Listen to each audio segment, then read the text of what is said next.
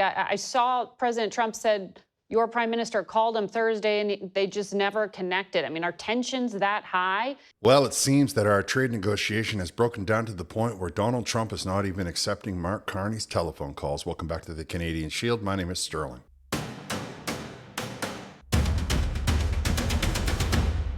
The trade delegation, led by Dominic LeBlanc, has left the United States because the Americans are simply not coming back to the room. They are not continuing negotiations, and they are not continuing to talk. MP LeBlanc went on Face the Nation today to talk to a bunch of people about how the Canadian economy is going to be the only thing that can help the Americans, even though their economy is booming. He doesn't seem to understand, based on what he talked about, he doesn't seem to understand the implication. He doesn't seem to understand where Donald Trump is coming from. Of course, by extension, we can now see that Mark Carney, a man who can't even give a budget to the Canadian people for all of his talk about being an economic wizard, you can see now that just because you're good at math doesn't mean you're good at being a politician, and it definitely doesn't mean that you're good at being the leader of an entire nation. He can't negotiate with Donald Trump. He can't even get Donald Trump to take his phone calls. Of course, there's reasons that Donald Trump is probably treating him this way. There's reasons why the American delegation did not come back into the room with MP LeBlanc. The idea is that the Liberal government should be aware of what those are and be able to get out in front of them. Now, I can tell you straight from the get, I understand exactly why they didn't come back to the room. And what I want to say before I dive into some of the things that MP LeBlanc said on this interview with Face the Nation, it's entirely possible they might not ever come back to the table. They might not ever come back, because if CUSMA expires, then all of a sudden the Canadian people are going to be banging on the door. You were just here in Washington negotiating, and while the talks are officially continuing, you left town without a deal, and you left town with now what is a 35% tariff on goods. Again, we were pleased the United States is respecting the terms of the USMCA agreement. All of a sudden, the Liberal government is loving the CUSMA. They're like, oh, no, it's great. The Americans are honoring it and everything is okay that way. So don't worry, Canadian people. It's not that I, Mark Carney, did not do anything that I said it would do. It's not like we, the Liberals, who were up here talking all kinds of hatred against Donald Trump, who were spitting all kinds of divisiveness against Donald Trump, are not now left holding the bag and turning to the Canadian people and expecting that the Canadian people pay billions of dollars in tariffs. Because it's CUSMA. Thing about CUSMA is that it expires on Canada Day 2026. I believe it's July 1st, 2026. It could be June 1st. And the provision is that if everybody agrees, then the current deal will be extended to 2036. If everyone does not agree, the United States, Mexico, and Canada, if any one of those parties do not agree, then the deal dies right there. That's it. It's over. So now you have 11 months to try to hammer out a deal, and Donald Trump can happily wait 11 months. So you see what I'm saying is he may not come back to the table. And then if they don't come back to the table on the 1st of July, all they'll simply say is, okay, now everything that is coming in that's not covered under CUSMA will now revert to the original tariff of base of 10% or a base for 35% for Canadian goods. Now everything flowing in there will be at a base of 35%. In addition to that, he will have had 11 months to put a lot of the replacements in place. The companies will have the ability to get started, or industry in Canada will have the ability to get south and then be making and manufacturing the product inside of the Americans and not having to worry too much about the tariffs. And of course, by that time, the Canadian people are going to be sick of the tariffs because we have no investment in our economy. So every penny that the Carney government puts on the American product comes directly out of our pocket. The trading relationship between Canada and the United States is unlike other partners. One description which I thought was very apt: we don't sell things to each other as much as we build things together. Mm-hmm. And that's why it's difficult in this relationship when so much is integrated. But we're the biggest steel export market for the United States. Right. We have a 25% tariff. There's a 50% tariff when we want to sell something into the United States. So effectively, we're blocked from doing that. This is another perfect example of the Liberal Party talking without understanding what they're saying. First, he says, oh, our economies are so integrated that by hurting one, you hurt them both. And then I hearken back, or I remember back to when Donald Trump was saying to Justin Trudeau, well, you might as well just become the 51st state. And then that way there, you'll save a buttload of money on taxes and you will have all the military you can think about. And Minister LeBlanc gets on TV in the United States and says, oh, well, our economies are so integrated, then really we're already economically like the 51st state because we don't have any internal economy. Without the American economy, the whole federal government and our economy is collapsing. So he wasn't really being mean. He wasn't really being any inflammatory statements. He was simply pointing to the facts. The facts are that our economies are so integrated that if I put a 50% tariff on all of Canadian steel, the Canadian economy will suffer as a result. Then you turn around and say, oh, but we only put 25% tariffs on the American steel coming into Canada. So are you indicating that he should also put the 25%? No, I believe he put the 50% around the world. He put the 50% on everybody. He put the 50% because what he's actually, his goal is not to earn money off tariffs. His goal is to revitalize the industries inside of his country. Something the Liberal government has hindered, at least extensively hindered in the last 10 years, the Canadian industry. Oh, Mark Carney's got millions of dollars invested in the American economy, in American businesses, in American industry. But the Liberal Party doesn't want any investment in Canadian industry, in Canadian businesses, in Canadian growth. Donald Trump said 50% right across the board. That includes Canada. That includes the EU. That includes Japan and Korea. You don't have a plan to do anything else. And because you have no economic idea, you're whining that all of a sudden Donald Trump is doing something that is unfair and you're trying to take him to court. Instead of fixing the problem is that we have nowhere else to sell the product, not even to ourselves. And because we don't have any government that is going to be friendly to business, we're not in the foreseeable future, we don't have anybody lining up to invest in this country because the Liberal government is terrible for free enterprise and in foreign investment and all of the things that go along with that. Well, are there any plans for the two leaders to speak? I saw President Trump said your prime minister called him Thursday and they just never connected. I mean, are tensions that high? I would expect the prime minister will have a conversation with the president over the next number of days.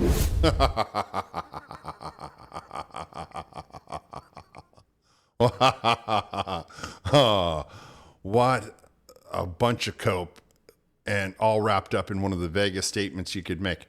I would expect that they're going to have a phone call in the coming days. Well, those coming days could be all the way into next June. You don't have a clue when Donald Trump is going to decide to return Mark Carney's phone call. But we can say one thing for sure. He's not taking Mark Carney's phone calls. The leader of a country that shares the longest undefended border in the world with the United States calls the leader of the United States, and he is not able to get him on the phone. You want me to believe what?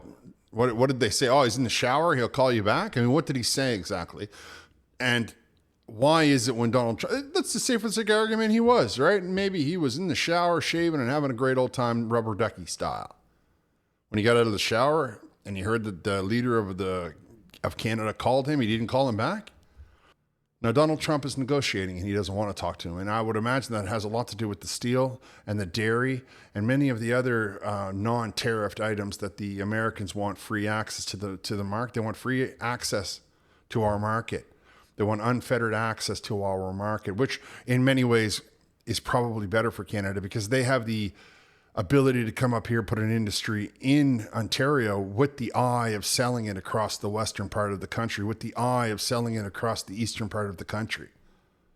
Unlike Canada, whose every industry we put in is only about selling it down into the United States of America. So there's a lot of implications in what MP LeBlanc is saying, and there's a lot of implications in what he's not saying.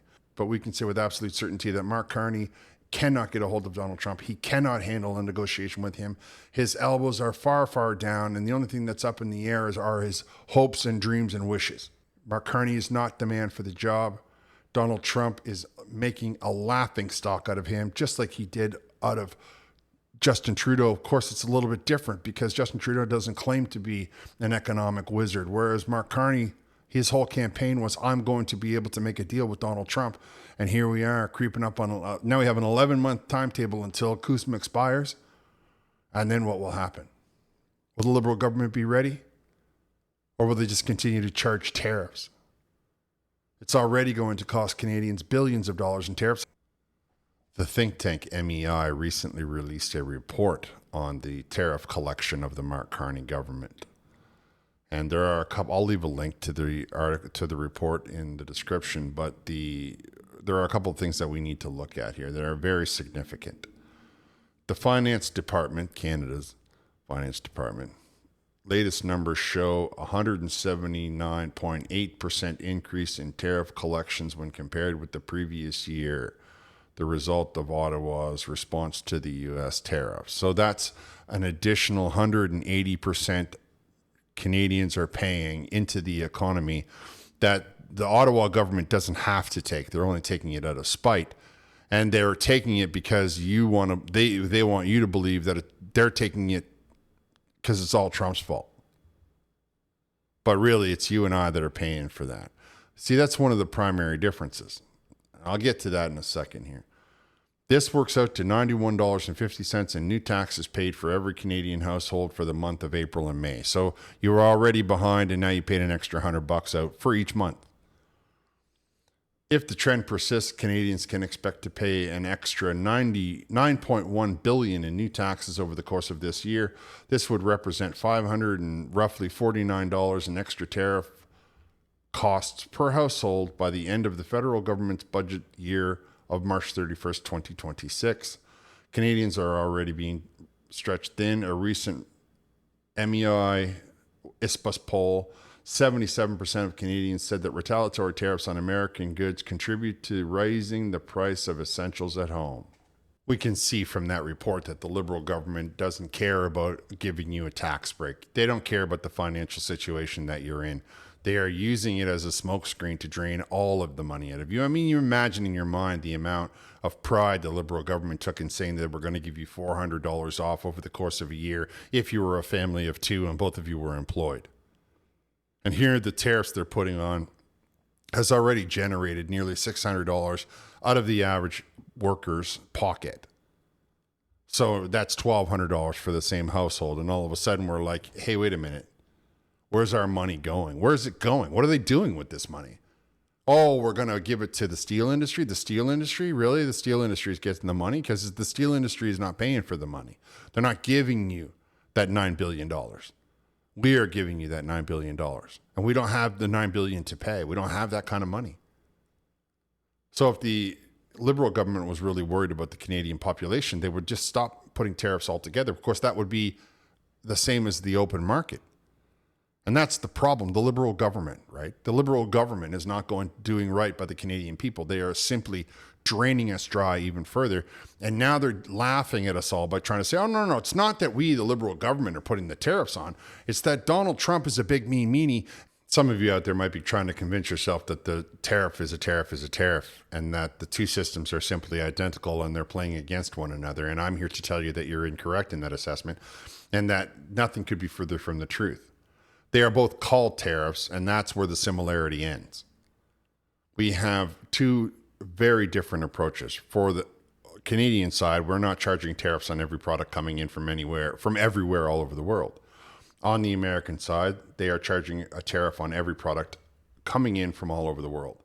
Add to that, the American government is offering a 15% tax across the board to every corporation and business that gets started in the Americas, inside the United States, manufacturing the very same products that they're charging tariffs on, inviting some corporations to come in from other countries, in the example of Japan or Korea or many of the EU.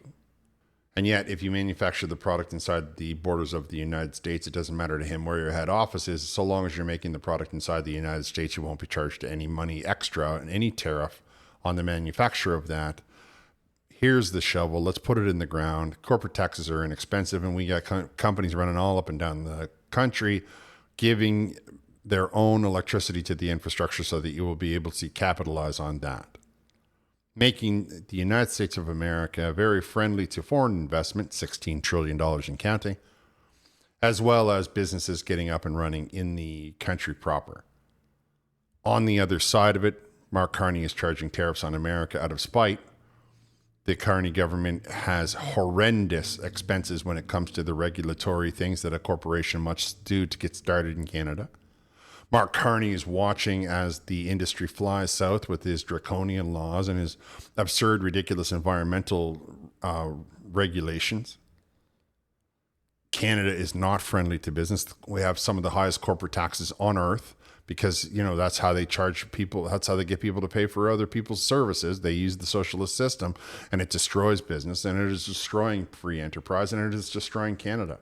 All the while, he wants you to pay more for all of the products that come across the border because he has no other way to generate any money. Rather than get businesses started and to create that as a tax base, he's just saying, no, the Canadian population that has been paying and paying and paying and suffering under the boot heel of the Liberal government for 10 years, they are going to give us more. We are going to drain them dry, and we're going to try to blame it on Donald Trump, just like we did with the election. Let's hope that they're foolish enough to fall for it.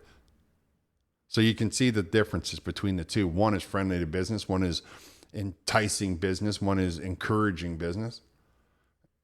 Canada, on the other hand, has high tax rate, has high real estate rates, discouraging business with regulation, discouraging business with taxes, discouraging business with with restrictions on every product that they may be able to manufacture and all the raw material. Donald Trump is also adding a lot of raw material in these deals. Everybody seems to be overlooking that. Or is it that the mainstream media is trying to convince you that it's something you should overlook? Well, it's not something you should overlook. You need to realize that the raw material is the secret to the question. It's the actual point.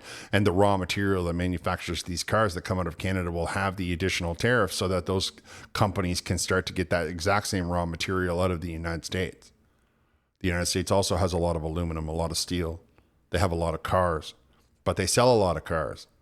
So if you're sitting there as a corporation and you're asking yourself, am I going to make more money? I can make one manufacturing place. Is it better to make it in America and sell it to the Americans and sell it into the Canadians, even if the Canadians charge me a tariff? Or is it better to sit in Canada, pay exorbitant amounts of taxes to the federal government, have to jump through 1,000,001 hoops, and have to worry about all of the environmental pressures that come along with that. And then on top of all of that, pay a 50% tariff or a 35% tariff to move it into the United States, only to promptly have somebody else make the exact same product for a 35% bare minimum decrease in cost with the stamp made in America on it. Now, which one would you do if you were the leader of a corporation, if you were the boss, if you were the person who's just starting to get the company up and running? So I say that to you so that you can understand there's no way in the world that any of these automakers are going to be leaving their stuff inside of Canada. They're going to be moving it into the United States, and they're going to be buying American steel, American aluminum to get the product done, American copper to get the product finished. And they're going to be using American labor, and it's going to be built on American soil. And the Canadian economy, they're not too worried about because they can simply ship it across the border, and the Liberal government will be so desperate, they'll just say, well, all right, don't worry about it. We're not going to put tariffs on these automobiles. Meanwhile, the Americans will be laughing all the way to the bank because they had leadership that was friendly to business. So you can see how the tariffs are different. That right now, every time somebody pays an extra 25% for something made in Canada, they're telling themselves, you know what, I can make this here for at least 25% less.